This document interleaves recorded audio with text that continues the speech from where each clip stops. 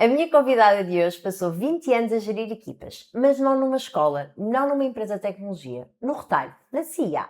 Como gerente de loja, 20 anos a gerir pessoas, a lidar com clientes, a resolver problemas todos os dias, a atingir metas e a fazer uma loja funcionar. E depois decidiu mudar completamente de vida. Abriu a Charcoders de Guimarães. À primeira vista parece que não tem nada a ver, mas sabem uma coisa que eu fico a pensar? Gerir uma equipa numa loja e gerir uma escola, no fundo é a mesma coisa. É sobre pessoas, é sobre adaptação, é sobre resolver problemas em tempo real. E há mais uma coisa. Ela é mãe de dois, o Francisco de 11 anos, que é neurodivergente, e a Laura de 7 anos. E isso muda tudo. Hoje vamos falar sobre isso, sobre o que é 20 anos no retalho ensinam sobre gerir uma escola, sobre o que é ser mãe de uma criança neurodivergente ensina sobre a educação e sobre como é que se muda de vida completamente, sem ter medo. Susana Osário. Cansar. Decidir. Criar. Não é só deixar andar. Se o mundo mudou de vez, educar mudou também. Gênios do amanhã! Um podcast por Charcoders. Charcoders! Charcoders! O futuro não se adivinha. Educa-se.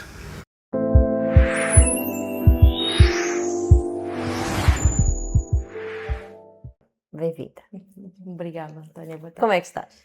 Bem, obrigada. Bem? Preparada? Sim. Obrigada pelo convite. Nada, é um gosto ter de cá. Susana, 20 anos na CIA, como gerente de loja, não é? E agora a Charcoders de Guimarães. Como é que isto aconteceu? Explica-me. Foi por mero acaso que aconteceu. Pode parecer estranho, mas foi mesmo por mero acaso. Ou seja, realmente eu já queria mudar de vida. A CA foi uma escola, sem dúvida. Aprendi imenso, mas precisava de algo mais, precisava de mudar. A educação sempre foi, e a formação sempre foi alguma coisa que eu sempre gostei, sempre foi aquela minha paixão oculta, não é? E ao longo dos anos, mesmo na CA, fiz várias formações, dei várias formações, portanto, sempre ficou aquele bichinho. Então, quando decidi fazer este salto de mudança na minha vida, de repente aparece a marca Charcoders, que apareceu em vários locais, Comic Con Kids, portanto, e chamou-me a atenção e decidi então pesquisar mais sobre a marca. Achei muito interessante, inovador, e por ser tão interessante e inovador e também ser algo que o meu filho Francisco gosta, não é? Que também tem um hiperfoco nessa área, decidi explorar o que é que seria ter a marca Charcoders, ainda para mais numa cidade como Guimarães, que ainda não tinha nada direcionada para crianças e adolescentes na área da programação. E diz-me uma coisa, quando decidiste fazer isto e depois começaste a contar às pessoas, elas perceberam ou fizeram aquela cara de Susana, onde é que te estás a meter? Sim, foi mais isso. Foi mais isso, ou seja... Conta-me como é que foram as reações. Primeiro houve um bocadinho um choque, não é? De como assim vais deixar o certo pelo incerto, não é? Como assim mudar de vida agora, depois de 2 filhos, já ter passado os 40, portanto há toda esses comentários. Por outro lado, quando começaram a perceber que a Charcoders se passava por educação com as crianças, perceberam que fazia todo sentido. Sim, realmente faz todo sentido. Tem a ver contigo. Que esteja, sim, tem a ver comigo. E então perceberam que o salto realmente tinha que ser dado e que foi uma boa aposta. Ótimo, muito bem, fico muito contente por isso. Sabes uma coisa também que me deixa aqui a pensar e que eu pensei quando estava a preparar o nosso podcast, que era 20 anos a gerir uma loja, a gerir equipas, a lidar com clientes, a atingir metas, a resolver problemas todos os dias. E agora geras uma escola de programação para crianças, certo? Parece que no fundo é a mesma coisa, não é? Yeah. É? Ou seja, os 20 anos no retalho ensinaram-te o que tu usas hoje em dia na Charcoders? Sem dúvida. Quando eu digo que ser gerente na CA foi uma grande escola, foi a melhor escola que eu tive, sem dúvida. Primeiro porque tanto na Shareholders como na CA lidamos com pessoas, não é? E depois a única diferença aqui tem a ver com o propósito, mas as competências estão todas lá. Ou seja, se no retalho precisava das minhas competências de liderança, de comunicação, de gestão de conflito, e isto no retalho é diário, é treinado diariamente, os imprevistos, portanto, toda esta parte, a gestão do stress, não é? Toda a gestão emocional, não só nossa, mas também das nossas equipas, dos nossos clientes, portanto, toda aqui a parte da componente emocional, acabou por me ensinar a como agora lidar também com os meus novos clientes, que são os meus alunos, a minha equipa, também de professores, certo? Os pais dos alunos. Portanto, a nível de gestão emocional, foi uma preocupação gigante e que me ajuda muito. A parte de gestão de conflitos, gestão de stress também, e que consigo agora ter uma postura muito mais calma e consegue-se transmitir isto tanto às crianças como aos pais dos alunos. Portanto, sim, pode parecer que não tem nada a ver, mas tem tudo a ver, só muda mesmo o propósito, enquanto que na CA o que acontecia era vendas ao minuto, não é? Com os clientes e só tínhamos clientes. Aqui não, aqui temos temos aqui uma diferença humana muito grande, desde os nossos professores, desde os pais, desde as parcerias que temos, os alunos, portanto há aqui um envolvimento humano muito maior. E que me deu toda essa preparação foi realmente os 20 anos de gestão de equipas e de experiência na CA, por isso tem tudo a ver. Sim, faz todo o sentido, faz todo o sentido. Apesar de à primeira vista realmente parecer que é algo completamente descabido, como assim, o que é que tem a ver? E não, tem tudo a ver, aliás, foi a preparação certa para agora, e até acho que se calhar até esta preparação toda que tiveste de 20 anos a trabalhar na CIA até te deu alguma estômago, como costuma dizer, para abrires um negócio teu. Sim. Não é? Sim. Sobre gerir as tuas expectativas, saber o que é que podes contar, o que é que não podes contar, o que é que pode falhar, o que é que não pode falhar, e conseguires lidar com tudo isso emocionalmente. Sim, sem dúvida. Até na parte do empreendedorismo isso te ajudou. Sem dúvida nenhuma, é mesmo isso. Toda essa parte da gestão do negócio, também não havia aqui ilusões da minha parte, porque por mais que anteriormente o dinheiro não fosse meu diretamente, mas a verdade é que nós geríamos a parte também financeira, portanto não havia aqui ilusões sobre o que é que eu poderia esperar da Shareholders ou do negócio enquanto Shareholders. Susana, é assim, no nosso podcast nós temos vários jogos, que é a minha parte preferida, ok? Certo. E vamos começar aqui com um joguinho para ti. O nome do jogo é O que é que tem em comum, ok? E então eu vou-te dar aqui 2 contextos, um de retalhos e outro aqui da escola, e tu vais-me dizer o que é que isso tem em comum. Ok. Preparada? Certo. Bora lá então. Gerir uma equipa numa loja versus gerir uma equipa de professores. Queres o ponto em comum? Sim. O ponto em comum é a comunicação, a parte da liderança. Não, sim, mais concretamente... Sim, ou seja, nós, tanto numa gestão de equipas, ou seja, da loja, como numa gestão de equipas de professores, novamente voltamos ao mesmo, que são pessoas, e são equipas que estão à espera de um feedback contínuo, certo? Porque isso é que nos permite melhorar os processos, e isto acontece tanto numa loja como acontece numa escola. São esses processos que nos permitem obter o melhor de cada um de nós, certo? Porque todos nós erramos, o erro faz parte de sermos humanos, e não há problema nenhum em errar. Temos é que pegar no melhor disso para conseguir ultrapassar e tornar os processos mais eficazes, ou então mesmo torná-los mais simples, por exemplo, no caso das crianças, torná-los mais simples para que eles consigam passar por esse processo. Por isso, eu diria mesmo que é a parte do feedback, a parte da comunicação, também é preciso ter uma comunicação muito próxima, tanto com as equipas de loja como com as equipas de professores. Também é preciso manter a motivação, o entusiasmo, ou seja, uma equipa motivada, uma equipa entusiasmada, faz milagres. Faz mesmo milagres. E numa equipa de professores é exatamente igual. Se eles estiverem motivados, se eles sentirem que nós estamos lá a apoiá-los, se eles sentirem que nós somos mais uma pessoa para os ajudar e não aquela pessoa que lhes ordena e não estamos ali a remar o barco com eles, sentem-se mais confiantes e conseguimos mais resultados a curto e médio prazo. Ok. E diz-me uma coisa, o que é que há em comum entre lidar com um cliente insatisfeito e lidar com um pai preocupado? Tanto num caso como no outro, são emoções, certo? Um pai que está preocupado é um pai que também não está satisfeito. Portanto, é um cliente insatisfeito igual.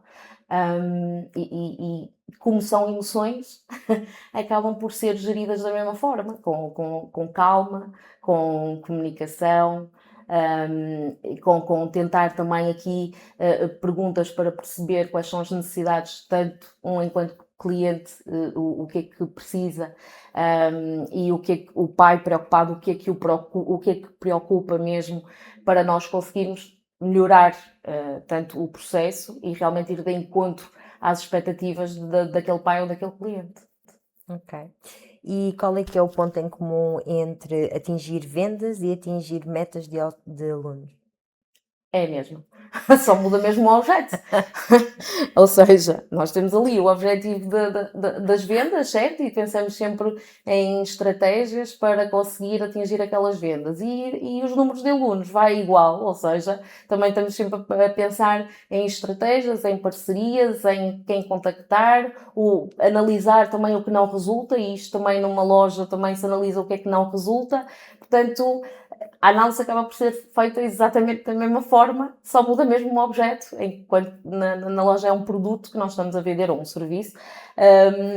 Aqui não é? Estamos a vender desenvolvimento humano. Faz Mais todo o isso. sentido. E agora a última, gerir o espaço de uma loja e gerir o espaço de uma escola. Enquanto espaço físico, é isso? É Sim. muito mais trabalhoso a parte da loja. Primeiro em termos de dimensões, depois também porque tem mais produto para manipular, certo? Portanto, é muito mais trabalhoso a nível físico do que uma escola. Uma escola acaba por ser algo mais fluido, mais simples, conseguimos criar também um ambiente com menos stress, de maior acolhimento, mas a nível de processo, por exemplo, de recepção, é exatamente o mesmo. Ou seja, numa escola nós também temos que saber ser os anfitriões, saber bem receber tanto os pais como os alunos. Numa loja também é igual, temos que saber receber bem os nossos clientes, eles têm que se sentir bem-vindos nos dois lados, portanto acaba por estar um bocadinho interligado, a não ser, realmente tem a ver com a dimensão do espaço, e no outro existe uma logística inerente que é mais, não é, que é mais pesada, e que por vezes dificulta aqui toda a parte da gestão do produto, e do lado da escola não existe essa parte tão trabalhosa, um bocadinho mais fluida, um bocadinho mais relaxado, mais tranquilo. E diz-me uma coisa, das 4, qual é que é a semelhança que mais te surpreendeu quando começaste a gerir a Shark Colors? Do que é que me surpreendeu mais? Qual é que foi a semelhança Sim. que mais te surpreendeu? Não sei se tinha isso muito bem Definido. tenho-te já a dizer. Primeiro porque eu não sou... ou seja, eu começo sempre por baixar as minhas expectativas ou não ter expectativas nenhumas. Eu normalmente começo sempre por não ter expectativas nenhumas. Por isso, e nem tinha analisado isso de forma assim tão crítica, para conseguir ter uma noção assim tão... Porque eu tinha muito claro que eram pessoas. Portanto, logo aí... não havia nada que sobressaísse e que eu achasse que realmente iria ser diferente ou que iria... Não. Se calhar aquilo que me surpreendeu mais foi realmente o atendimento ao cliente, não é? Ser mais tranquilo, é possível dedicar mais tempo ao cliente numa Shark Coders, por exemplo, certo? Ou seja, eu tenho tempo para estar com o meu cliente e isto era algo que era quase impensável, porque não temos, somos às vezes pressionados, certo, pela quantidade de clientes e outras tarefas, e no caso da Shark Coders, aquilo que mais se destaca e que mais gozo me dá é eu ter tempo para o meu cliente. Eu tenho tempo de o convidar a tomar café comigo enquanto conversamos sobre o seu filho, sobre as expectativas, e essa parte para mim é mais gratificante. Diz-me uma coisa, o que é que os pais dizem quando chegam a Shark Coders? Qual é que é assim a primeira dúvida que eles têm? Eles ficam mesmo com muita dúvida do que é então a programação, o que é a parte da programação. E o que é que tu respondes? O que é que eu respondo? Eu respondo que basicamente é trabalhar a parte do raciocínio lógico e da sequência e deles terem uma visão mais crítica e também a autonomia digital. Passa um bocadinho por aí. Mas a maior dúvida é realmente como é que funciona, o que é que nós estamos ali a dar, e é preciso mesmo fazer um aprofundamento dos nossos cursos para eles perceberem claramente. Alguns ficam chocados como é que crianças de 12 anos já conseguem, ou 11 anos já conseguem aprender Python, por exemplo, e alguns chegam a comentar, mas eu só aprendi isso na universidade. Portanto, há essa parte também em que mesmo pais que são da área da tecnologia ficam chocados com esta capacidade de aprendizagem das crianças, então têm a idade de linguagens que eles só tiveram contacto na universidade. Sim. Mas as pessoas têm muita curiosidade de saber o que é isto de programar e é aqui também desconstruir muito a parte do só é para quem quer ser programador, e não é para quem quer ser programador. Portanto, acaba por ser esta parte de lhes mostrar que os nossos cursos são muito importantes, não só para inglês, que eles também vão desenvolvendo as suas capacidades no inglês, como também na matemática, e essa parte tem sido a que se tem falado também mais com os pais dos nossos alunos. E dá-me um exemplo de uma criança que esteja a frequentar a Shark Coders de Guimarães que mudou desde que começou a programar. Há alguns casos que realmente me vêm logo à memória. Há por exemplo, que sendo neurodivergente, era uma criança que quando chegou até nós, o comportamento, portanto, era um bocadinho exacerbado, segundo a escola e os pais, portanto, podia ter algum comportamento um bocadinho mais exaltado, e connosco ele está muito focado. Também foi falado de que ele tem hiperatividade, e connosco ele consegue estar os 90 minutos focado no computador, consegue estar ali a aprender, consegue trazer também de fora, portanto em casa ele está a programar um jogo e consegue-nos trazer novidades do que esteve a fazer em casa. Por isso nós temos sempre casos de sucesso e de mudança, principalmente em comportamentos, que os pais não estavam a contar e que ficam surpreendidos com estas mudanças de comportamento. Ainda a semana passada, uma psicóloga de um dos agrupamentos de uma escola em Guimarães referiu que deu-me os parabéns, porque não sabia que eu era a pessoa que estava à frente da Shark Coders de Guimarães, e quando soube, deu-me os parabéns porque tem, portanto, alunos dela, não é? No gabinete de psicologia, que dizem muito bem e que estão maravilhados e que está maravilhada com os progressos que eles têm feito por estarem na Shark Coders. Portanto, isto é gratificante ver que fazemos a mudança, não é?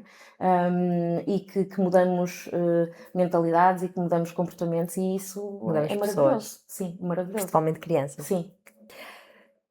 Suzane, és mãe do Francisco. de 11 anos, que é neurodivergente, e da Laura, de 7 anos. Como é que essa experiência, ou seja, de seres mãe de 2 e também de seres mãe de um miúdo com uma neurodivergência, muda a forma como olhas para a educação? O Francisco, principalmente o Francisco, porque foi o primeiro, não é? Começa logo por aí. E segundo, porque está num contexto de neurodivergência e então ensinou-me principalmente que acima mesmo de tudo, nós não somos iguais, não temos que ser iguais e cada criança tem o seu próprio universo, tem a sua própria forma de pensar. E que não devemos de forma alguma estar a rotulá-las, que não devemos de forma alguma estar a exigir que sejam, que sigam determinados padrões quando eles não se sentem bem assim. Portanto, sim, acima de tudo, o Francisco ensinou-me a ser paciente e resiliente. Acima de tudo Isso é muito isso. bonito. É muito bonito. A maternidade já costuma trazer isso, mas, Normalmente sim, mas não num nível às vezes tão profundo. Diz-me uma coisa, o Francisco frequenta a Chargothers certo. e como é que ele se comporta nas aulas? Como é que é a vida, um momento em que ele sabe que vai ter aulas na Chargothers? Ou seja, nós a nível de comportamentos nunca tivemos assim um grande desvio no Francisco, mas o que notamos mais desde que ele frequenta a Charcolas, e aí sim era o trabalho que nós tínhamos que fazer, que era onde notávamos que havia maior dificuldade e mais área para ser trabalhada, foi na sua autoestima e na confiança. Foi o ano que ele se desenvolveu mais desde que frequentou o curso na Charcothers. Porque ele era uma criança que duvidava muito dele. Estamos a falar de uma criança que desde os 3 anos é acompanhada em terapias, em psicologia, que dentro das próprias escolas, portanto ele anda em escolas públicas e dentro das próprias escolas ele em determinado momento era retirado da sala de aula, não é? Para ir ou à psicóloga, ou para ter acompanhamento individualizado. E isto faz a diferença para ele. E ele não gostava, por exemplo, que nós disséssemos que ele era especial. Isto para ele era aqui um ponto já de uma, sim, portanto, de uma crise. E a Charcothers deu-lhe confiança, acima de tudo confiança. Ele tem orgulho de conseguir estar a acompanhar os outros meninos, os outros colegas, e de perceber, eu consigo, eu sou capaz. E isso tem sido maravilhoso, sem dúvida. A Brisa Charcothers, por teres o Francisco, ou seja, o Francisco influenciou a tua decisão sobre a abertura da Charcothers? Influenciou. Sim, influenciou. Sem dúvida, não Porquê? foi a única. Influenciou porque eu tenho plena consciência que a autonomia digital é o futuro, seja qual for a área profissional que qualquer um dos meus filhos escolha. O facto deles terem literacia digital é algo que os desenvolve em qualquer profissão e que lhes dá uma mais-valia em qualquer profissão. E no caso do Francisco, como ele tinha o hiperfoco na parte de desenvolvimento de jogos, na parte dos jogos, então ok, vamos explorar isso, vamos lhe dar as ferramentas do mundo que ele gosta, do mundo que ele quer, e por isso sim, acabou por influenciar nessa parte. Muito bem. E de eu conseguir também, mesmo eu, ter uma ligação com o Francisco. Não é que não a tenho, claramente, sou mãe, não é essa a questão, mas ter aqui um ponto em comum, não é?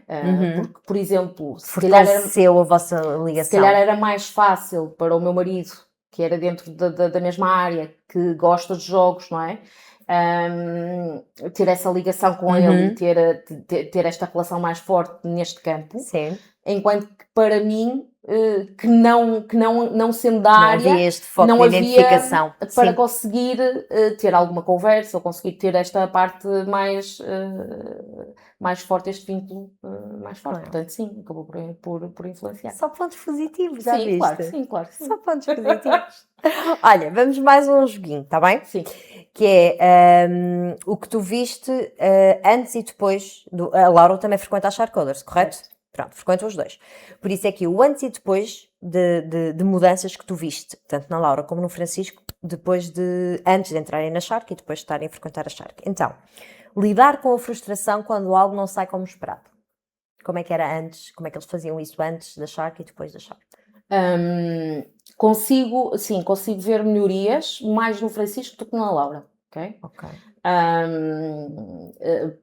Porque na Laura também, como ela está ali na idade dos 7 anos em que tudo é novo e ela é uma social butterfly que gosta de lidar com toda a gente e com todas as pessoas e por aí dentro, portanto, se calhar acaba por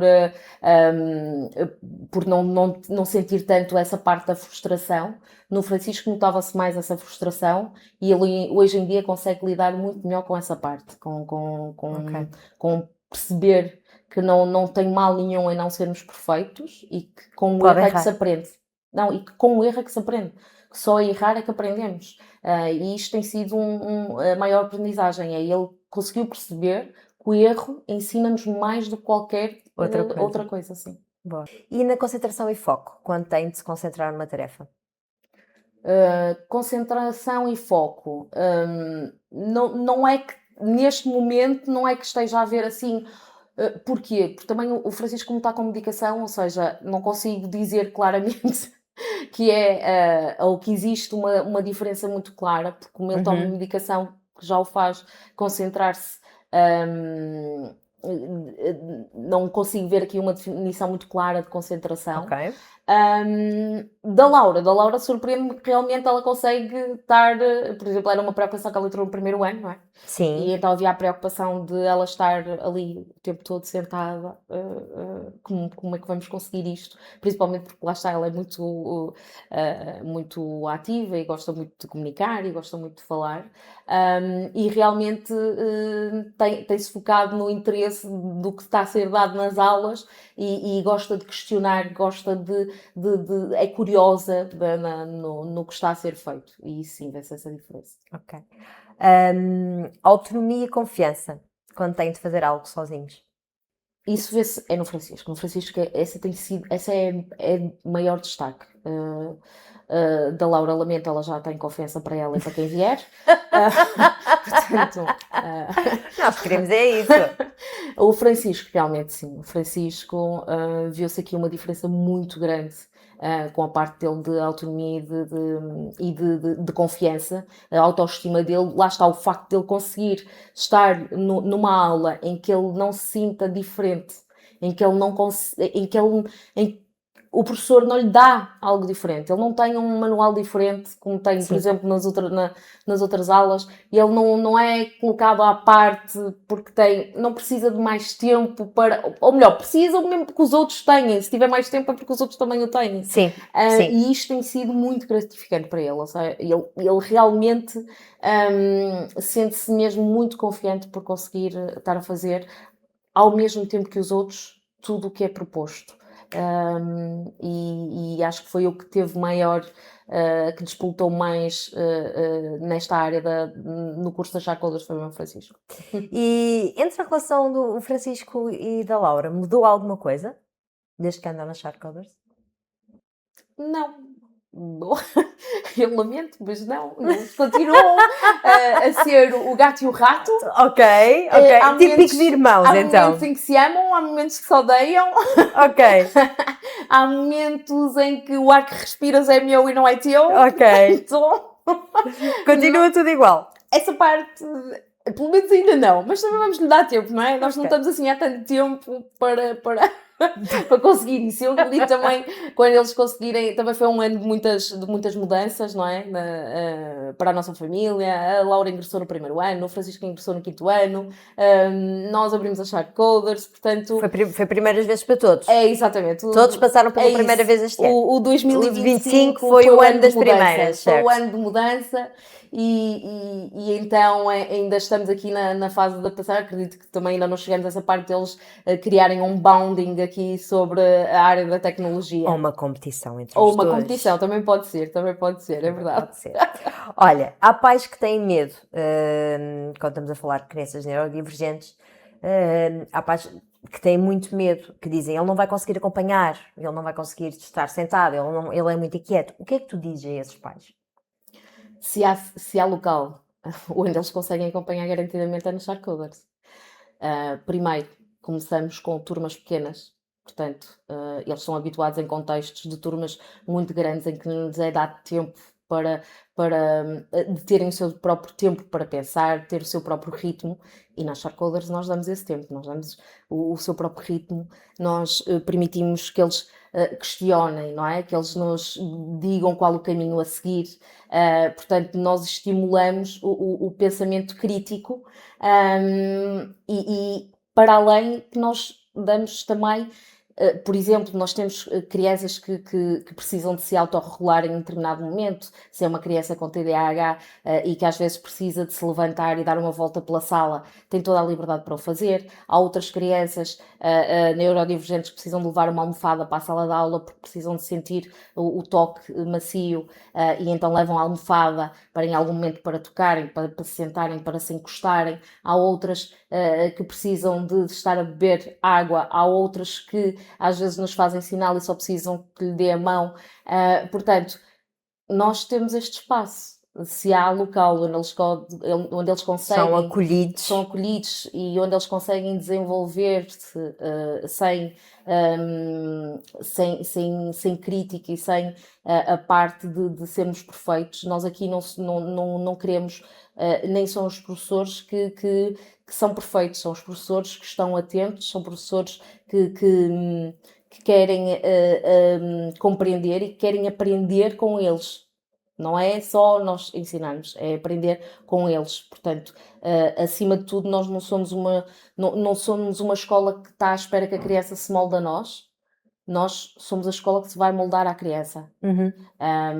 Por isso, se há local onde não tenham que ter medo, é connosco. Para além que nós promovemos a comunicação com os pais, porque o trabalho em equipa é importante, não é só nos nossos alunos, mas também é connosco, enquanto escola e pais. Portanto, o melhor manual para o neurodivergente são os pais, não é? Porque os pais já sabem o que é que despoleta uma crise, o que é que os acalma, e mesmo crianças neurodivergentes com o mesmo diagnóstico, podem ter situações diferentes. Sim.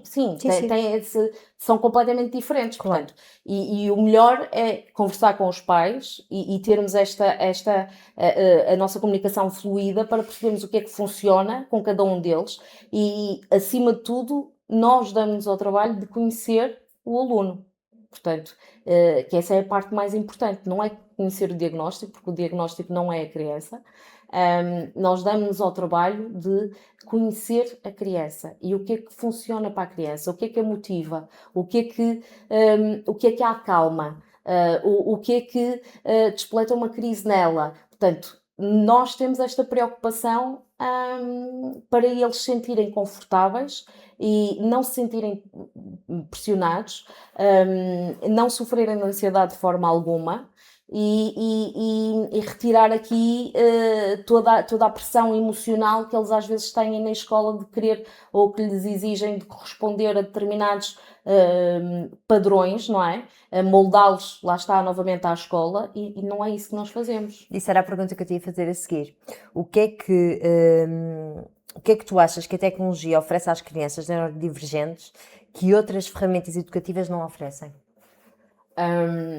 Ou seja, não vamos esquecer que as crianças neurodivergentes, regra geral, elas gostam de estrutura, ok? E então, na tecnologia, existe estrutura. O que mais existe são regras claras, estrutura, o código é aquilo e não passa daquilo.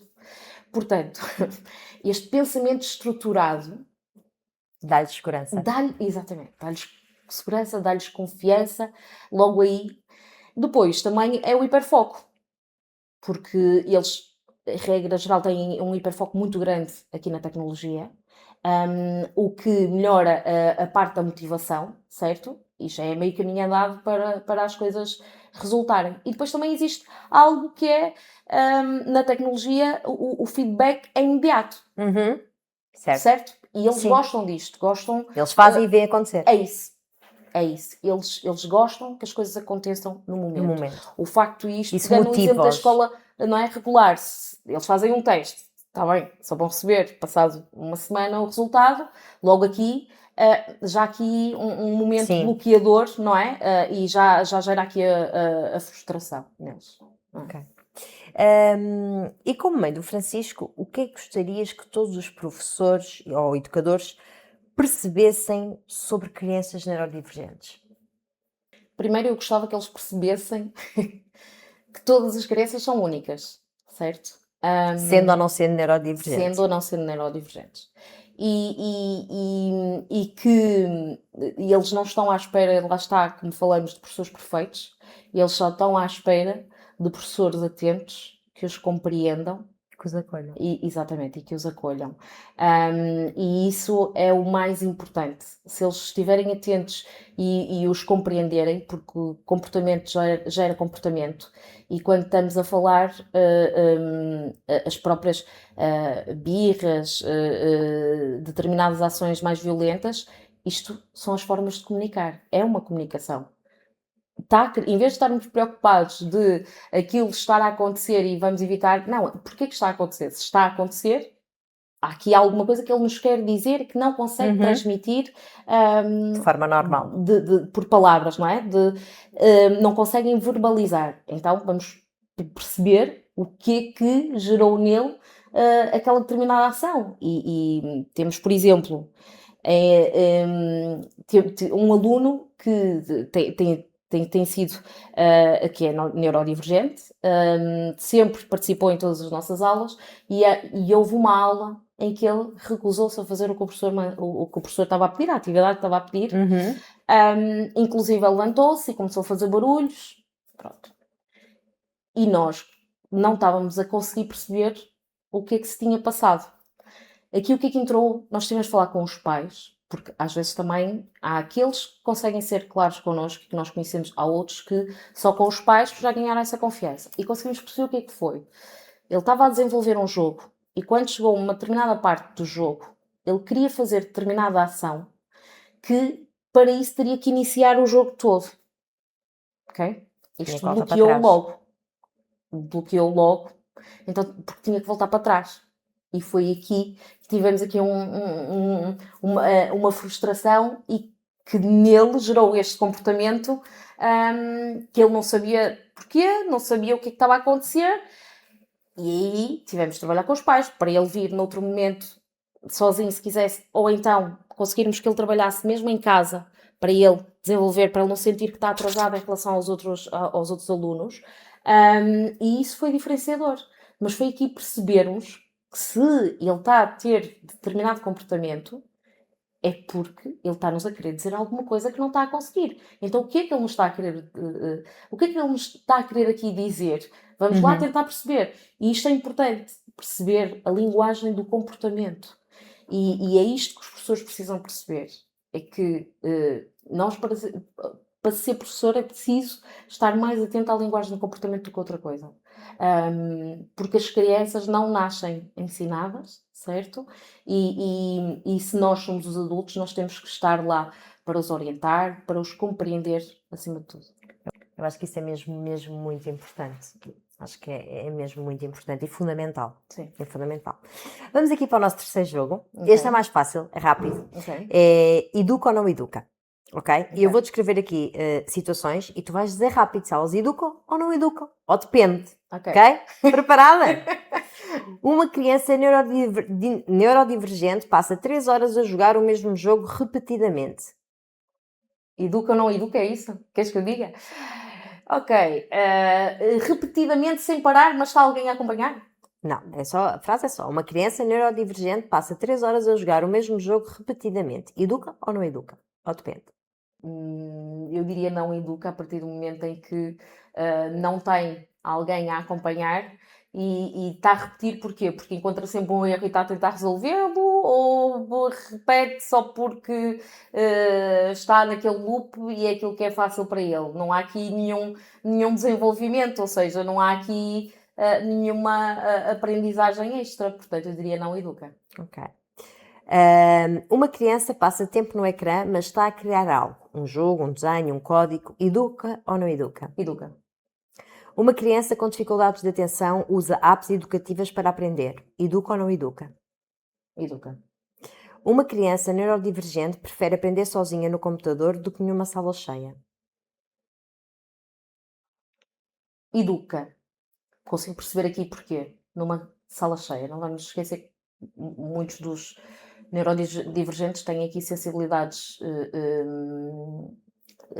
auditivas, não é? E caóticas que se numa sala de aula estou já 20 e tal miúdos estiverem todos a fazer barulho e isso tudo, claro que ele prefere estar no computador que está num ambiente dele controlado, com calma e sem nenhum barulho. Portanto, sim, pode educar mais do que numa sala de aula cheia de 20 e tal miúdos a gritar em que ele não apanhou nem 5 minutos de aula.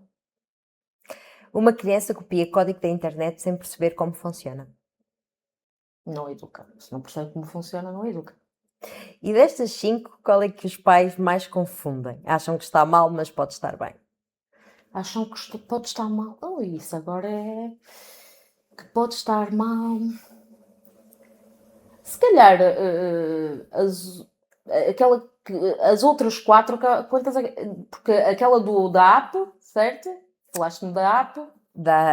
Falei-te de ele estar a fazer um jogo ou um desenho. Pronto, do jogo e de um desenho. Muitas vezes, às vezes, os pais às vezes podem confundir realmente. Porque hoje em dia, como os pais são muito formatados da tecnologia, de estarmos à frente da tecnologia e passam tantas horas à frente da tecnologia, sim, mas nós temos que perceber o que é que eles estão a não fazer está mal em eles estarem frente. com a tecnologia. Sim. Está mal se for aquela criança que realmente está às 3 horas ou às 8 horas seguidas em loop no mesmo jogo, aí está mal. Agora, se está a desenvolver um jogo, se está a desenhar, se está a ler um livro, porque não vamos esquecer que nos dias de hoje os livros estão disponíveis em suporte digital, certo? Certo. Portanto, o uso da tecnologia em excesso não é mau. Estão a fazer uso dela, realmente, mas estão a fazer uso dela para uma aprendizagem e para diversos fins. Ela não é só jogos, a tecnologia. Por isso, eu diria que confundem às vezes mais é isso, é de quando os filhos estão a usar determinadas apps em que estão a aprender ou a desenhar ou a ler ou a desenvolver algum jogo e dizem, hoje estiveste 3 horas a jogar. Não teve 3 horas a jogar, não teve 3 horas em lazer, teve 3 horas a aprender. A fazer alguma coisa, Há criar. muitas crianças, por exemplo, e nós temos alunos nossos neurodivergentes que falam fluentemente inglês, mas fluentemente, e nunca tiveram inglês, nunca andaram no instituto de inglês, e onde é que eles aprenderam? Na internet. E conseguem ter uma conversa completamente fluente. Desculpem, isto não é aprendizagem? É. É aprendizagem. Ok? Portanto, nós temos outro aluno, adolescente, que também já chegou até nós já adolescente, e ele já sabia Python. Não teve em nenhuma escola. Sabem onde é que ele teve? A mãe teve a estudar Python e ele teve com ela a ver vídeos de YouTube e não sei o que mais. E ele aprendeu assim. Portanto, temos também que ter calma. É um bocadinho nem tanto ao mar, nem tanto à terra, não é? A tecnologia faz parte das nossas vidas. Vai fazer ainda mais parte das nossas vidas. E é como tudo na vida. É preciso um equilíbrio. É preciso analisar. Nem é completamente excluir, certo? E dizer, não, meu Deus, que coisa proibida. Não, depende do que eles estiverem a usar, depende do que eles estiverem a fazer. Portanto, é preciso analisar isso com cuidado. E agora uma coisa, só uma. que um pai possa fazer para preparar o filho melhor para o futuro, seja neurodivergente ou não? Só uma coisa que achas que um pai pode fazer e que vai melhorar o futuro do filho? Ensinar o filho a aprender a aprender. Ok? Eu sei que parece redundante, mas o futuro, cada vez. Aliás, nós estamos em constante mudança, sempre. E no futuro será muito importante, cada vez mais, a capacidade de nos adaptarmos, certo? E isso passa porque a tecnologia muda todos os dias, certo? Os nossos ambientes de trabalho mudam todos os dias, as estratégias das empresas mudam todos os dias, os nossos colegas de trabalho mudam todos os dias, porque hoje em dia já não é como no tempo dos nossos pais, ou como eu, 20 anos, já não ficamos tanto tempo no mesmo local de trabalho, não é? Porque queremos sempre mais, queremos aprender mais, queremos também colocar-nos à prova. E, portanto, é importante que os nossos filhos aprendam a aprender para conseguirem ter a capacidade de se adaptar e de aprenderem o que vem sempre de novo. Seja tecnologia, seja as relações humanas. Sim, é evoluir. Portanto, o mais importante realmente é aprender a aprender. Muito bem. Susana, estamos mesmo no final. E antes de ir, nós temos 2 perguntas de assinatura no nosso podcast que eu faço a todos os convidados, ok? E vou fazê-las a ti, está bem? Ok. Então, primeira pergunta. O que são para ti os génios do amanhã? Os génios da manhã são as crianças que têm autonomia digital e que conseguem ter conseguem ter um pensamento crítico em relação a tudo e que têm curiosidade por aprender, que conseguem ter uma boa capacidade de resolução de problemas. Portanto, passa um bocadinho por aí o gênio da manhã, com a sua capacidade de adaptação. E a outra pergunta de assinatura é: o que é que a inteligência artificial nunca poderá fazer por ti? A parte humana, a parte das emoções, sem dúvida. Ninguém vai substituir o toque, não é? O toque humano é importante. Muita coisa se resolve com um abraço, sem dúvida. E isso foi uma das coisas que o Francisco mais me ensinou. Foi o abraço. O abraço resolve muitos problemas. Portanto, a parte das emoções, a parte do toque, não vai substituir. Por mais que realmente Se criem robôs se criem humanoides, robôs e que estejam a dizer que muitas profissões vão ser substituídas, não é assim. A nossa capacidade humana, as nossas emoções, ninguém nos tira e elas são importantes para o desenvolvimento humano, são importantes para o desenvolvimento das empresas, portanto, são importantes para as nossas relações humanas.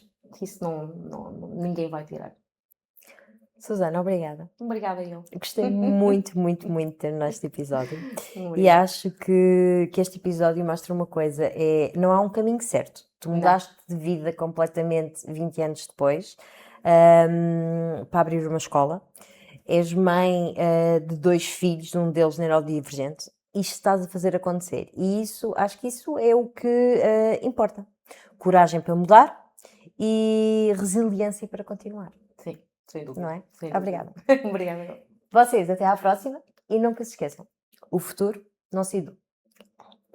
E não se esqueçam, o futuro não se adivinha, educa-se. Obrigada.